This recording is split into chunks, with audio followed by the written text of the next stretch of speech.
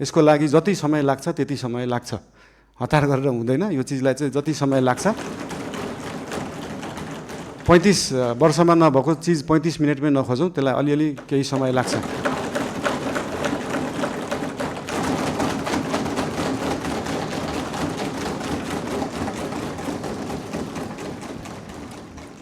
सामान्य सभामुख महोदय, मान्य सदस्यज्यूहरूले धेरै दिनदेखि प्रश्न सोध्न खोज्नु भएको रहेछ, त्यसको निम्ति समय दिन हजुरले अनुरोध गर्न चाहन्छु।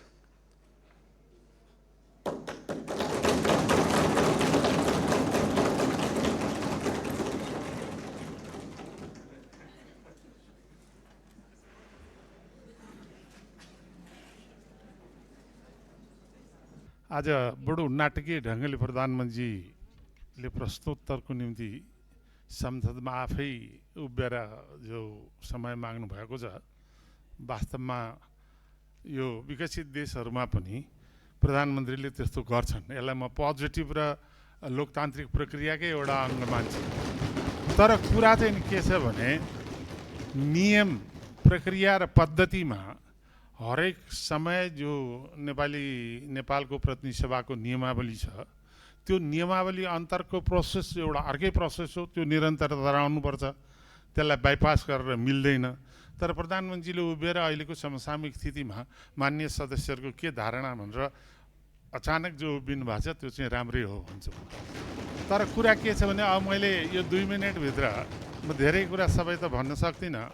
सबभन्दा पहिला हामीले निरन्तर रूपबाट मैले चाहिँ नि यो सुन्ने समय पनि निकालेको कुरा हो, 23-24 को जेएनजी आन्दोलनपछि गौरीवादी कार्कीको जुन प्रतिवेदन छ, त्यो प्रतिवेदनको सारांश रूपमा कहीँ अनौपचारिक रूपले प्रकाशित भए पनि औपचारिक रूपले त्यो प्रकाशित हुन सकेको छैन।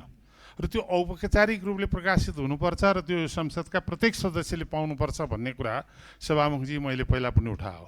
र त्यसपछि 24 गौरीबहादुर कार्कीजीको प्रतिवेदनमा 24 गते पुरा रूपबाट ब्ल्याकआउटै गरिएको खालको हामीले बुझेका छौँ। जहाँसम्म 24 गते देशमा जुन खालको अत्यन्त विध्वंसात्मक घटना घट्यो, त्यो घटनाको छानबिन गर्नको निम्ति निष्पक्ष आयोगको गठन तत्कालै गर्नको निम्ति म प्रधानमन्त्रीसँग अनुरोध गर्छु।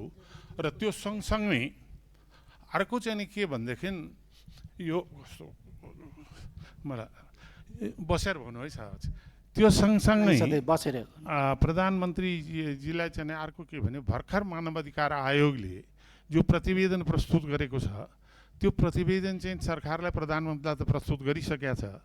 त्यो प्रस्तुतलाई सार्वजनिक रूपले जनतामा सम्प्रेषण गर्ने र त्यो सँगसँगै यो कारबाहीको प्रक्रिया पनि सुरु गर्नुको निम्ति चाहिँ नि म सम्मान्य सभामुखले हार्दिक रूपबाट अनुरोध गर्न चाहन्छु। र म एउटा कुरा चाहिँ फेरि पनि अनुरोध के गर्न चाहन्छु भने यो कानुनी राज्यमा रुल बाई ल पनि हुन्छ, रुल अफ ल पनि हुन्छ। रुल अफ ल भने कानुनको स्पिरिट, संविधान, मर्यादा, त्यसका सम्पूर्ण कुरालाई केन्द्रित बनाइन्छ भने रुल बाई ल भने जो शक्तिमा छ, जो बहुमतमा छ, उसले आफू अनुकूल कानुन बनाएर प्रयोग गर्ने जुन खालको परम्परा र रुल बाई ल भनेर भनिन्छ। सत्ताको स्वार्थको निम्ति कानुनलाई प्रयोग गरेर देखिने परम्परा हामी कहाँ पनि देखिन थालेको छ। त्यसलाई नियन्त्रण हुनुपर्ने आवश्यकता छ, किनभने हामी लोकतान्त्रिक पद्धतिलाई जगेर्ना गर्नुको निम्ति हामी जुनसुकै बेन्चमा बसे पनि हाम्रो साझा दायित्व हो र त्यो दायित्वलाई प्रधानमन्त्रीले अझ बढ्ता बुझ्नुपर्छ र बुझ्नु भएको छ भन्ने मलाई विश्वास छ। धन्यवाद। मान्य सदस्यहरूबाट उठाएको जिज्ञासाप्रति मेरो ध्यानाकर्षण भएको छ। हामी आगामी बैठकभन्दा अगाडि कार्यव्यवस्था परामर्श समितिको बैठक पनि बस्न सक्छौँ र त्यसपछि बाँकी छलफल त्यहीँ गर्नेछौँ। आज सम्माननीय प्रधानमन्त्रीज्यूले रोस्टरमा उभिएर मान्य सदस्यहरूको प्रश्नको उत्तर दिन म तयार छु र मलाई प्रश्न सोधियोस् भनेर यो सम्मानित सदनप्रति उहाँले प्रश्न गर्नुभएको हुनाले त्यसैतर्फ मैले ध्यानाकर्षण गराउँदै सम्माननीय प्रधानमन्त्रीज्यू। सम्मान्य सभामुखज्यू धन्यवाद। मान्य सदस्यज्यूले भन्नुभएको धेरैजसो कुरालाई चाहिँ मैले सल्लाह र सुझावको रूपमा लिएको छु र मानव अधिकार आयोगको प्रतिवेदन मात्रै नभएर 23-24 गतेको मात्रै नभएर विभिन्न कालखण्डमा धेरै आन्दोलनहरू भएका छन्, धेरै दमनहरू पनि भएका छन्। विभिन्न कालखण्डमा भएका आन्दोलनहरू, र्यालीहरूमा भएका कुराहरूको प्रतिवेदनहरू धेरै छन्। एउटा मात्रै प्रतिवेदन छैन मानव अधिकार आयोगको, र विभिन्न आयोगहरू पनि गठन भएका छन् विभिन्न कालखण्डमा। आजसम्म नेपाल सरकारलाई बुझाइएको जति पनि आयोगका प्रतिवेदनहरू छन्, ती सबै प्रतिवेदनहरूलाई एकमुष्ट रूपमा नेपाल सरकारले अध्ययन गर्छ र गर्नुपर्ने काम कारबाही त्यही हिसाबले गर्छ। धन्यवाद।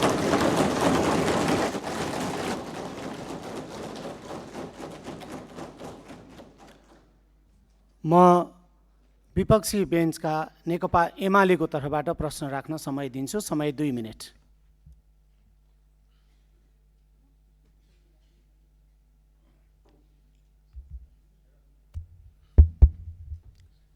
सम्माननीय सभा महोदय, सम्माननीय प्रधानमन्त्रीज्यूलाई वास्तवमा हाम्रो राष्ट्रको सार्वभौमिकता, राष्ट्रिय अखण्डता र स्वतन्त्रता हामी सबैको प्राणभन्दा प्यारो चिज हो।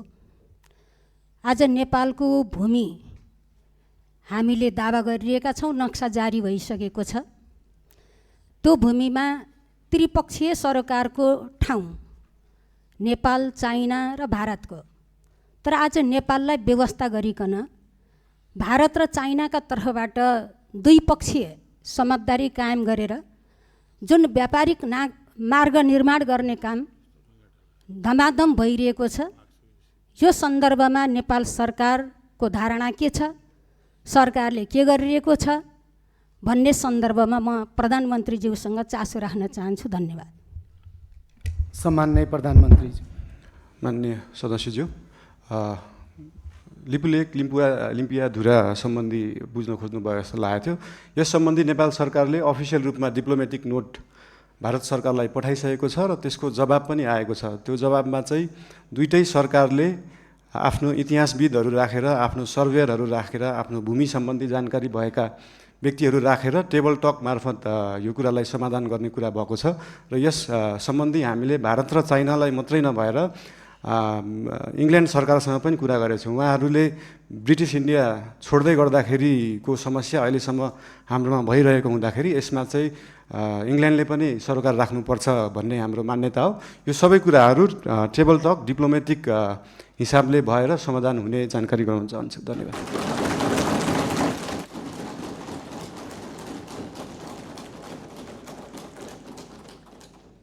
मान्य सदस्यहरू, विपक्षी बेन्चकै तर्फबाट नेपाली कम्युनिस्ट पार्टीको तर्फबाट आफ्नो प्रश्न छ भने 2 मिनेटभित्र प्रश्न राख्न समय दिन्छु।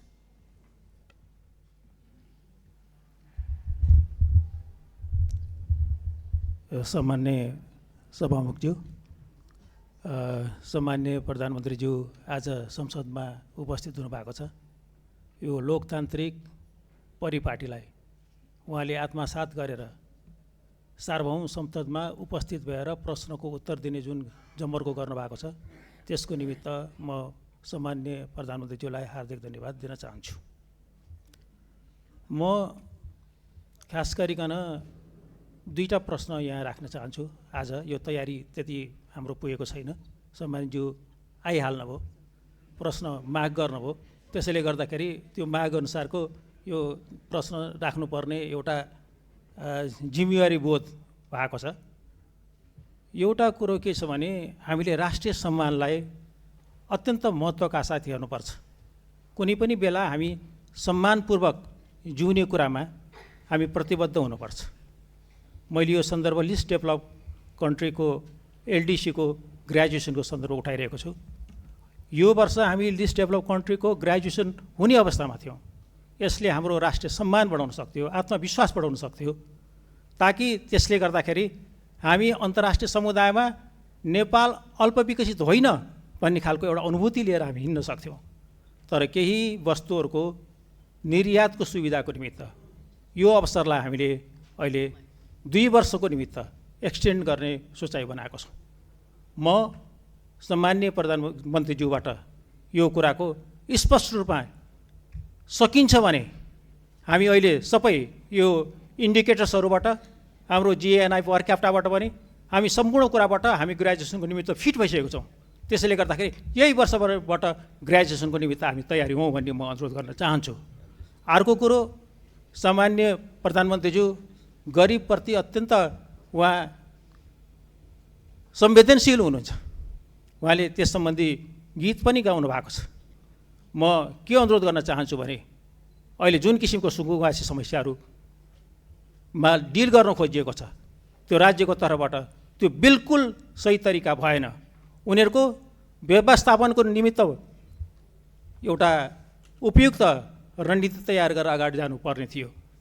त्यति मात्रै होइन, अहिलेको बजेट यो माथिल्लो तल र मध्यम वर्गको निमित्त मात्रै छ। निम्न मध्यम वर्गीय र गरिबको मुखी यो बन्न सकेको छैन।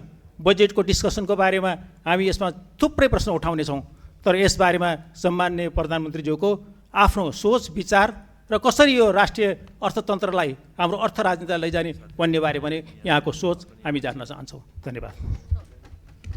सम्माननीय प्रधानमन्त्री। धन्यवाद सम्माननीय सभामुखज्यू। यो उदाहरण एउटा दिन चाहन्छु। यो लिस्ट डेभलप कन्ट्रीबाट डेभलपिङ कन्ट्रीमा जाने अथवा डेभलपिङ कन्ट्रीबाट डेभलप कन्ट्रीमा जानेमा हाम्रै छिमेकी राष्ट्र चीन, चाइना चाहिँ अस्ति भर्खरै डेभलपिङबाट डेभलपमा गएको थियो, जबकि त्यो डेभलपमेन्टको पराकाष्ठा नागिसकेको देश हो त्यो। यो कुराहरू चाहिँ एकदमै स्ट्राटेजिक रूपमा सरकारले सोच्नुपर्छ जस्तो लाग्छ। अहिले नै हामीले एलडिसीबाट ग्रेजुएट हुँदै गर्दाखेरि हाम्रो ट्रेडका कुराहरू, हामीले निर्यात गर्ने विषय वस्तुहरूमा चाहिँ लाग्ने करहरू अहिले छुट पाइन्छ। हामी चाहिँ निर्यातमुखी हुनुपर्छ। देशमा उत्पादन भएको चिजहरू चाहिँ विभिन्न राष्ट्रहरूमा हामीले एक्सपोर्ट गर्न पाऊँ भन्ने हिसाबले 2 वर्षलाई त्यसलाई टारेका हौँ। त्यसलाई अहिले आत्मविश्वास बढाउने भन्दा पनि देशलाई पैसा चाहिएको छ, पैसा बढाउनेतिर ध्यान गएको छ हाम्रो।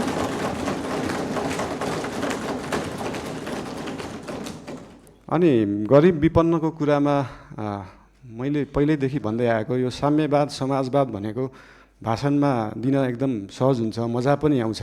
तर साँच्चीकै साम्यवाद साँच्चीकै समाजवाद गर्ने भने हाम्रो काठमाडौँ महानगरपालिकामा मेयर हुँदाखेरिको म उदाहरण दिन चाहन्छु। हामीले विपन्नलाई जुन प्राइभेट स्कुलमा 10% स्कलरसिप दिनुपर्छ त्यसलाई इक्जाम लिएरै एकदमै मजाले लागू गरेका थियौँ। त्यहाँ चाहिँ विपन्नले एकदमै महँगा कलेजहरूमा पढ्न पाए। साँच्चीकै समाजवाद भने त्यो हो। र विभिन्न महँगा अस्पतालहरूमा पनि हाम्रो ऐन कानुन संविधान बमोजिम नै 10% बेड चाहिँ विपन्नलाई दिनुपर्छ भन्ने व्यवस्था थियो। त्यसको लागि हामीले वेबसाइट नै बनाएर प्राइभेट हस्पिटलहरूमा सर्जरीसम्म विपन्नलाई गराउने व्यवस्था गराएको थियौँ। त्यही हो समाजवाद साम्यवाद भने चाहिँ त्यस्तो कुरालाई भनिन्छ। र यही 10% विपन्नलाई दिनुपर्ने कुराहरू, शिक्षा र स्वास्थ्यको कुराहरू हामी देशैभरि लागू गर्न खोज्दैछौँ। यसको लागि विभिन्न जिल्लाहरूमा विभिन्न स्थानीय निकायहरूमा यसको लागि हामी सहकार्य गर्दै जानेछौँ। संविधानमा लेख्न त लेखियो फ्री शिक्षा फ्री स्वास्थ्य, तर सरकारको बजेट त्यो छ कि छैन भन्ने कुरा सोचिएन। त्यही भएर अहिलेको लागि हामीले सबैलाई नभएर विपन्न वर्गलाई, कम्तीमा विपन्न वर्गलाई चाहिँ फ्री शिक्षा फ्री स्वास्थ्य दिनमा हाम्रो नेपाल सरकार र हाम्रो राष्ट्रिय स्वतन्त्र पार्टी त्यसमा चाहिँ एकदमै लागेको छ। धन्यवाद।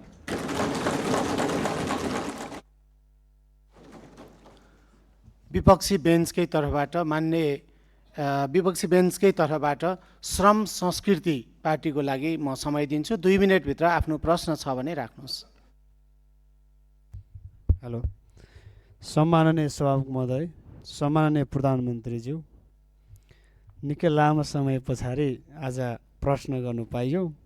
तर कता कता हामीले नियमहरूले अलिकति ख्याल गर्नुपर्छ होला भन्ने लाग्छ। विधि र विधिको शासन हामीले कायम गर्नुपर्छ भन्दै म यहाँ 3-4वटा प्रश्न राख्न चाहन्छु। सबैभन्दा पहिला सुकुम्बासी र यो अव्यवस्थित समस्या लामो समयदेखि चर्किँदै आएको, यो व्यवस्थापन साँच्ची नै सामाजिक सञ्जालमा मात्र हुन्छ कि व्यवहारमा हुन्छ, यो कहिलेसम्म हुन्छ भन्न चाहन्छु। दोस्रो प्रश्न, नेपालमा सहकारीमा ठुलो घोटाला भयो, ठुलो तपाईँको समस्या उत्पन्न भयो, थुप्रै आन्दोलन भयो। यो जीवी राई भन्ने जस्तै जीवी राई लगायत अन्य चाहिँ थुप्रै सहकारी ठगीहरू गर्ने कहिले पक्राउ हुन्छ, स्पेसली जीवी राई। दोस्रोमा भदौको 23-24 को जेनजी आन्दोलन भएका घटनामा मानव अधिकारले तयार पारेको प्रतिवेदन लगायत भर्खरै मात्रै सम्माननीय प्रधानमन्त्रीज्यूले भन्नुभयो अन्य आन्दोलनहरूमा भएको जति पनि घटनाहरूलाई चाहिँ छानबिन गर्छौँ भन्नुभयो। यो कहिलेसम्म हामीले साँच्ची नै यसको चाहिँ यो घटना चाहिँ यसरी भएको छ भनेर चाहिँ परिणाममा देख्न सक्छौँ, त्यो प्रश्न गर्न चाहन्छु। र अर्को, कालोपानी लिपुलेक लिपियाधुराको समस्या निकै लामो समयदेखि चल्दै आएको छ र अन्य सीमामा थुप्रै समस्याहरू छन्। त्यो सीमामा चाहिँ कहिले सरकार छ भने सीमाका चाहिँ आम नागरिकहरूले अनुभूति गर्न सक्छन्, त्यो प्रश्न गर्न चाहन्छु। र मैले सम्माननीय प्रधानमन्त्रीज्यूको कार्यकक्षमा आएर यो बाँदर व्यवस्थापनको चाहिँ ठुलो जो हामीले चाहिँ 3टा उपायसहित सम्माननीय प्रधानमन्त्रीज्यूको कार्यकक्षमा आएर मैले लिखित रूपमा दिएको थिएँ। हामीले स्वाधीन र राष्ट्रवादको कुरा गरिरहँदाखेरि चाहिँ कृषि र किसान बिना हामीले स्वाधीन देश चाहिँ परिकल्पना गर्नु सक्ने जस्तो मलाई लाग्दैन। यो बाँदर व्यवस्थापन कहिले हुन्छ भन्न चाहन्छु। यसमा श्रेष्ठ सबैजना लाग्नुपर्छ। यो हाँस्ने कुरा होइन, यो श्रेष्ठ कुरा छ, लाखौँ किसानसँग जोडिएको कुरा हो। हस्, धन्यवाद। बाँकी कुरा फेरि अब अर्कोमा गरौँला। र एउटा कुरो, यो चाहिँ नेवालीको 56को 15 जनाले कम्तीमा सोध्ने भने चाहिँ हाम्रो अरू साथीले पनि सोध्न चाहनुहुन्छ होला। समुख महोदय, यो नेवालीले चाहिँ कार्यान्वयन गर्नुपर्छ होला। धन्यवाद। सम्माननीय प्रधानमन्त्री। सम्माननीय सभामुख महोदय, यो सुकुम्बासीको विषयमा धेरै कुराहरू आएका छन्। हामीले काठमाडौँ उपत्यकामा रहेका खोला किनारमा जुन एकदमै जोखिमपूर्ण अवस्थामा बस्नु भएको थियो, उहाँहरूलाई चाहिँ अर्को ठाउँ सार्ने काम गरेको हो। हामीले उहाँहरूलाई त्यो हेर्दाखेरि, तपाईँहरूले हेर्दाखेरि त्यो खेदाको अवस्था देखे पनि यो 4 वर्ष अगाडिदेखि नै म स्थानीय सरकारमा हुँदा नै सङ्घ सरकारलाई भनेको कुरा चाहिँ के थियो भन्दाखेरि उहाँहरूलाई त्यहाँबाट स्थानान्तरण गरेर होल्डिङ सेन्टरमा राखेर जो सहीमा सुकुम्बासी हुनुहुन्छ, जसको चाहिँ देशभरि कतै पनि एक दूर जग्गा पनि छैन, एक आना जग्गा पनि छैन, उहाँहरूलाई चाहिँ त्यो जग्गाको व्यवस्थापन नेपाल सरकारले गर्नुपर्छ। त्यो हाम्रो सरकारको र हाम्रो पार्टीको मान्यता हो। त्यो उहाँहरूले पाउनै पर्छ। तर काठमाडौँ उपत्यकामा बसेकालाई किन एकदम प्रायोरिटी दिएर हटाइयो भन्दाखेरि विगतका धेरै वर्षहरूमा बाढी आउँदाखेरि उहाँहरूको घर डुबानमा पर्ने र उहाँहरूको स्वास्थ्य अवस्था पनि एकदमै नाजुक थियो। उहाँहरूको सेनिटरी अवस्था, उहाँहरूको त्यो वासरुम टोइलेटको व्यवस्था, त्यसको निकासा सिधै खोलामा थियो र उहाँहरूबाटै निस्किएको त्यो फोहोरको दुर्गन्धले फेरि उहाँहरू नै बिरामी परिराख्नु भएको थियो। त्यसले गर्दाखेरि उहाँहरू बिरामी पनि परिराख्नु भएको थियो, खोला फोहोर पनि भइरहेको थियो र त्योभन्दा सबैभन्दा ठुलो कुरा चाहिँ उहाँहरूको ज्यान जोखिममा थियो। उहाँहरूको ज्यान जोखिमबाट जोगाउने काम गरेको हो नेपाल सरकारले। र जहाँसम्म उहाँहरूलाई जग्गा व्यवस्थापन गर्ने कुरा छ, त्यसको निम्ति भूमि सम्बन्धी हाम्रो समिति पनि बनिसकेको छ। हाम्रो मन्त्रालयले काम गरिरहेको छ। 2-3टा मन्त्रालयले यो विषयमा काम गरिरहेको छ। अस्ति अर्थमन्त्रीज्यूले पनि यही आर्थिक वर्षभित्र हामी यो गर्छौँ भन्नुभएको छ। यसको लागि जति समय लाग्छ त्यति समय लाग्छ, हतार गरेर हुँदैन। यो चिजलाई चाहिँ जति समय लाग्छ, 35 वर्षमा नभएको चिज 35 मिनटमै नखोजौँ, त्यसलाई अलिअलि केही समय लाग्छ। र लिपुलेक लिम्पियाधुराको बारेमा उहाँले सोध्नुभयो, अघि पनि भनिसके। यो चाहिँ डिप्लोमेटिक रूपमा टेबल टक। तपाईँहरूलाई एउटा कुरा अचम्म लाग्छ होला, मैले पनि अस्ति प्रधानमन्त्री भएपछि नै थाहा पाएँ, भारतले नेपालको जग्गा मात्रै होइन, नेपालले पनि भारतको जग्गा धेरै ठाउँमा मिचेको रहेछ। अनि यो कुरा चाहिँ अस्ति भर्खरै थाहा पायो। त्यही भएर दुईटै देशले अध्ययन गरेर हामीले मिचेको छौँ, उहाँहरूले मिच्नु भएको छ, के छ त्यसलाई चाहिँ बसेर एउटा साथीको रूपमा समाधान गर्ने चाहिँ हामीले सोच राखेका छौँ। धन्यवाद। सहकारीको विषयमा पनि सोध्नु भएको थियो। सहकारीको विषयमा पनि अहिले एउटा कोष खडा गरेको छ र बाहिर न्युजमा आए जस्तो नेपाल सरकारको पैसा गएको मात्रै जस्तो देखिन्छ। हामीले सहकारीबाट उठाएको पनि पैसा छ। अस्ति लास्ट विकको रिपोर्ट हेर्दाखेरि 3 करोड जस्तो सहकारीबाट उठाइएको थियो, 50-60 लाख जस्तो दिएको थियो। यसको मतलब सरकारको पैसा गइरहेको होइन, हामीले सहकारीहरूबाट उठाएरै उहाँहरू पीडितहरूलाई पैसा बाँड्ने हो। त्यसमा कुनै पनि कन्फ्युजन नराख्न अनुरोध गर्न चाहन्छु। धन्यवाद।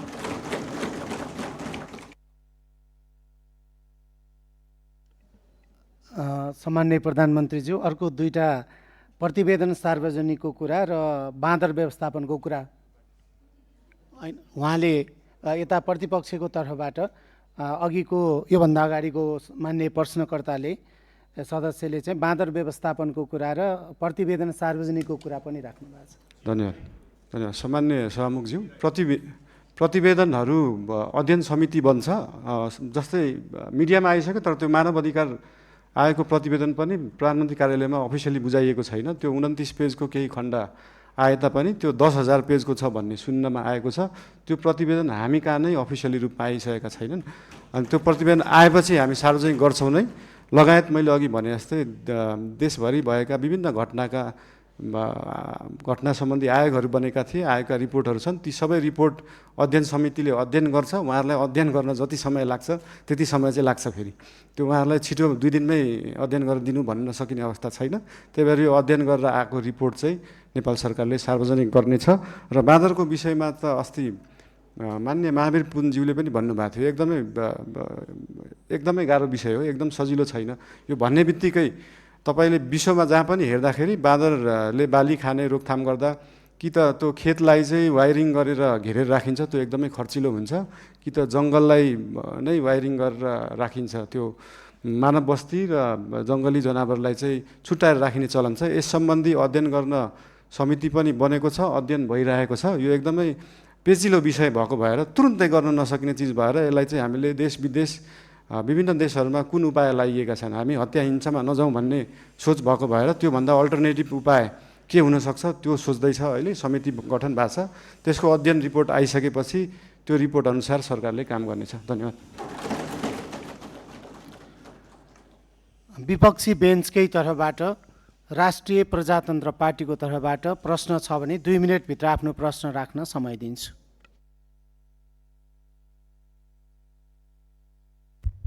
सम्माननीय सभामुख महोदय, सम्माननीय प्रधानमन्त्रीज्यू, हालैका दिनमा धेरै नेपाली नागरिकहरूलाई भिजिट भिजाको नाममा गल्फ तथा अन्य मुलुकहरूमा लैजाने क्रम रोकिएको छैन। यसरी भिजिट भिजाको दुरुपयोग मार्फत श्रम शोषण, मानव बेचबिखन अवस्था सृजना भइरहेको विषय गम्भीर रूपमा उठिरहेको छ। मैले यस विषयलाई संसदमा समेत उठाउँदै हजारौँ नेपाली नागरिकहरू विभिन्न बहानामा विदेश पुर्याउने र शोषणको चक्रमा फसाइने अवस्था रहेको कुरा उल्लेख गरेको नै थिए। यस सन्दर्भमा सरकारसँग मेरो प्रश्न छ, भिजिट भिजाको नाममा हुने यस प्रकारको अवैध श्रम आप्रवासन र मानव तस्करी नियन्त्रण गर्न सरकारसँग के कस्तो ठोस योजना छ? साथै सरकारले वैदेशिक रोजगारीको नाममा देखिएको संरचनागत शोषण रोक्न घरेलु श्रम, डोमेस्टिक वर्क सम्बन्धी प्रतिबन्ध पूर्ण विचार गर्ने सोच राखेको छ कि छैन? र अघिल्लो सरकारमा सत्तापक्ष रहँदाखेरि भिजिट भिसा प्रकरणमा ठुलै उहाँहरूले बुलन्द आवाज उठाउनु भएको थियो। अहिलेको सदनमा सरकार पक्ष भइसकेपछि अहिले उहाँहरूको योजना के छ? अन्त्यमा रेमिटेन्समा अत्याधिक निर्भर र उपभोगमुखी अर्थतन्त्रलाई उत्पादनमुखी र रोजगारी सृजनामा आधारित अर्थतन्त्रमा रूपान्तरण गर्न सरकारको दीर्घकालीन रणनीति के हो? र अर्को चाहिँ मेरो प्रश्न, विद्युतीय चुलोमा खाना पकाउनेदेखि सस्तो विद्युतीय मोटरसाइकल प्रयोग गर्ने र जाडोमा विद्युतीय हिटर बाल्नेसम्म यो सरकारले नेपाली मध्यम वर्गको जीवनशैलीलाई परिभाषित गर्ने एउटा महत्त्वपूर्ण सुविधा अर्थात् सस्तो विद्युत खोसेको छ।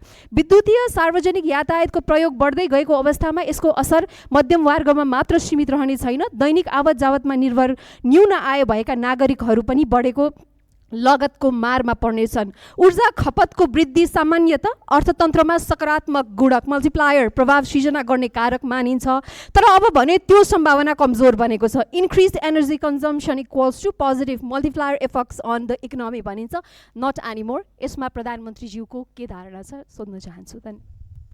सम्माननीय प्रधानमन्त्रीज्यू।